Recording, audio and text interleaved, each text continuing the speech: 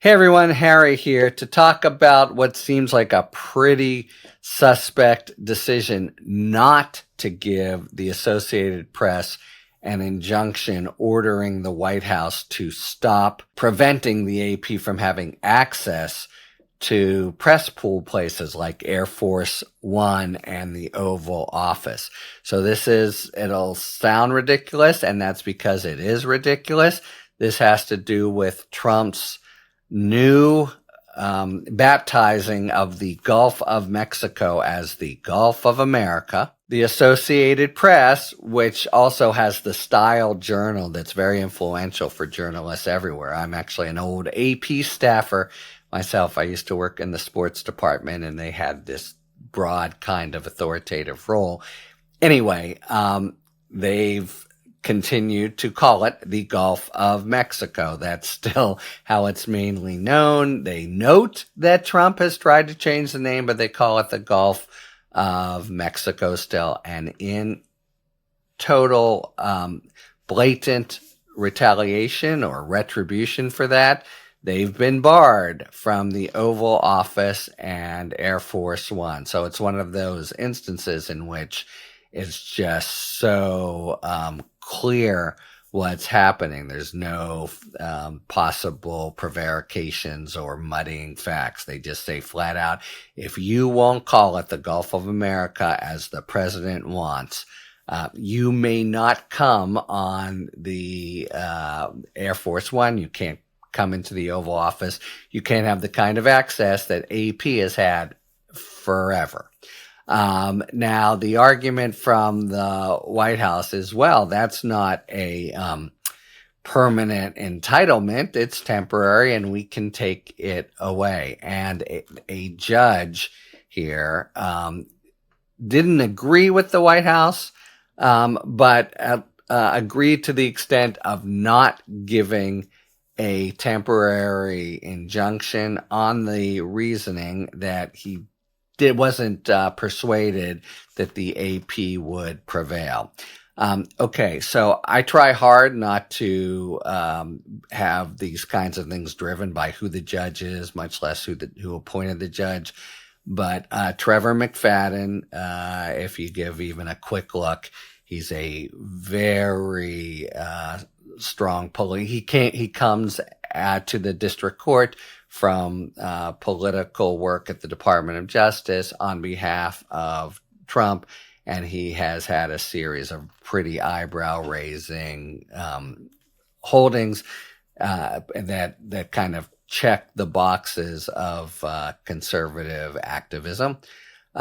He's the one who said this, and it seems like plainly wrong. The actual order, such as it is just a couple sentences, but he did say things at the hearing about this. You know, it's just a private place, Oval Office, Air Force One. The law is extremely clear, a super famous statement, in fact, by the Supreme Court that nothing is a stronger watchword in our constitutional constellation than that the government can't tell you or a newspaper what they have to say and how they have to say it. So this is just a complete content-based discrimination. We don't like, if you won't call it Gulf of America, you cannot come in there. So the implicit argument in McFadden's ruling that, well, it's not such a restriction because it's just, they can still whatever cover news. You just can't go into the Oval Office is, I think, ridiculous. You cannot penalize a news agency based on how they cover things or what they say, and the law is very strong indeed. McFadden said repeatedly to the administration, trying to kind of give it a warning, looks like the law is kind of against you guys. Not strong enough for him to enter the temporary injunction, but he's warning them. And what happens after he doesn't enter it? It means that the AP still can be excluded, but now they go to trial on whether it's lawful. And the cases are just so clear. I think McFadden is trying to suggest, oh, it's not such a big impediment. It's as if, maybe they have a second-rate pass or whatever. Not being able to go into the Oval Office or on Air Force One, screams second-class press status. And the facts, as I say, are uncontroversial. They're doing it because they won't call a body of water what Trump wants them to call it. So if he's trying McFadden to sort of hang his hat on some notion of it's not really a penalty or it's not really a viewpoint-based discrimination because it's a small thing, it's wrong two ways. It's wrong because there's the doctrine is you can't penalize a First Amendment outlet, period. And, I can imagine de minimis stuff about who gets White House M&Ms, but access to Oval Office, it's just obviously a penalty. And second, it's just completely undisputed that it's a content-based discrimination, the kind of thing that government just can't do.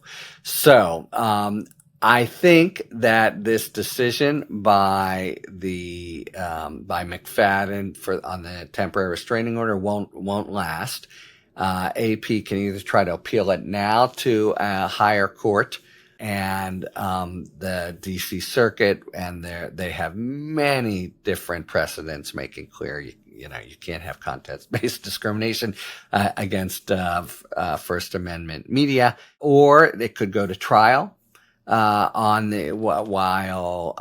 the AP still stays excluded. Then there could potentially be damages or whatever.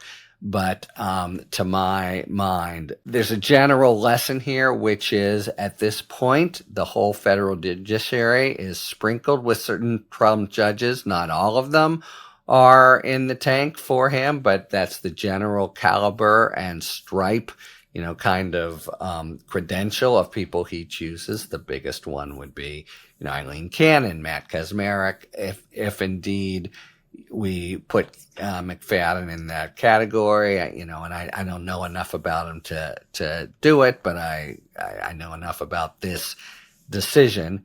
Then it's just a general kind of asterisk to our overall situation right now, which is really relying heavily on district courts. They're the ones that are coming through so far against Trump unlawful orders.